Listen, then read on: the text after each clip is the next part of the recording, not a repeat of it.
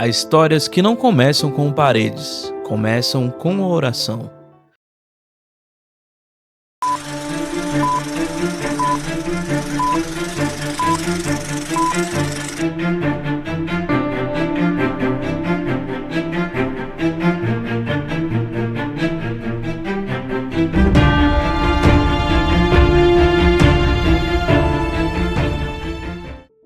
Antes de existir uma igreja, antes de existir um altar, antes mesmo de existir uma paróquia, existia um pequeno grupo de fiéis reunidos nos blocos do Sudoeste em Brasília. Era a década de 90, o bairro ainda era chamado de Sudolama. Barro, poeira, prédio surgindo e no meio disso tudo, uma fé que queria nascer. As missas aconteciam nos salões de festas dos prédios, voz e violão, cerca de 25 pessoas. E um desejo enorme, ter um lugar fixo para chamar de casa. Em 1997, esse sonho ganhou forma. Foi inaugurada a capela Bem-aventurado Dom Luiz Guanella. Simples, piso de concreto, telhado de zinco, mas cheia de algo que não se compra, presença de Deus.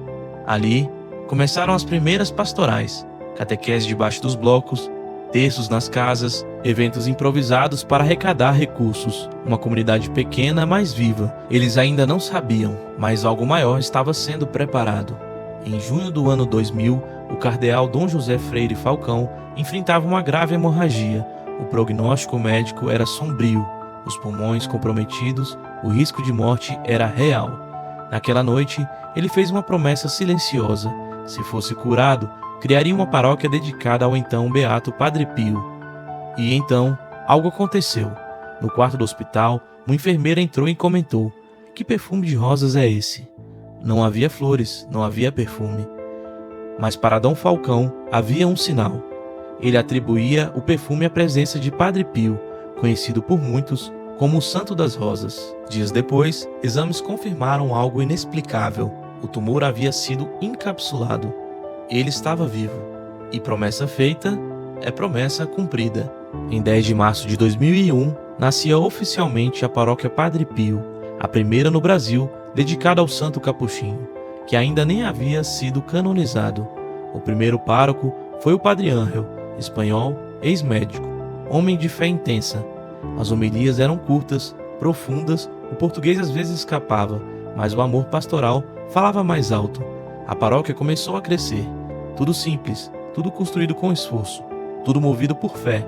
Em 2002 veio um marco histórico. Padre Pio foi canonizado em Roma e uma comitiva da paróquia esteve presente na Praça de São Pedro. Mais de 300 mil pessoas, uma multidão, e no meio dela, a pequena comunidade do Sudoeste vendo seu padroeiro ser declarado santo.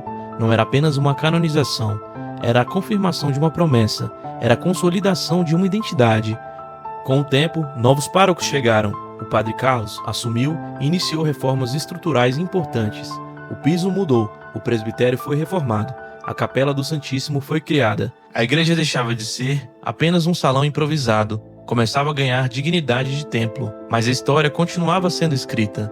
Anos depois, a providência conduziu a paróquia a um novo tempo, sob a condução do Padre Fernando Alves de Souza. Mais do que administrar uma comunidade, ele assumiu a missão de preservar e conduzir uma herança espiritual, como ele mesmo define, um simples porteiro da casa de São Pio. Foi nesse tempo que as obras do futuro santuário ganharam um novo impulso. A regularização do terreno, a escritura definitiva, a retomada concreta da construção, não apenas um projeto arquitetônico, mas um projeto espiritual, porque enquanto as paredes sobem, os corações também são edificados. Durante a pandemia da Covid-19, quando as portas físicas precisaram se fechar, a fé permaneceu aberta. Missas transmitidas, comunidade unida à distância, oração constante. E então, a pedra fundamental deixou de ser apenas um símbolo, tornou-se compromisso. Hoje, ao celebrar 25 anos de história, a paróquia São Pio de Petreutina vive um limiar, um pé no passado, cheio de gratidão, e um pé no futuro, cheio de esperança.